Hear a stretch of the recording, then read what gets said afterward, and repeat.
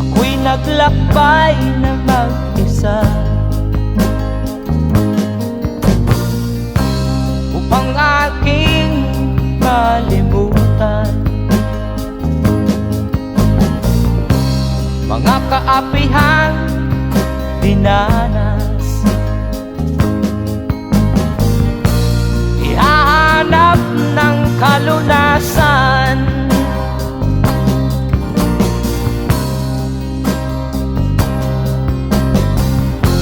kami hinamak ng lubusan,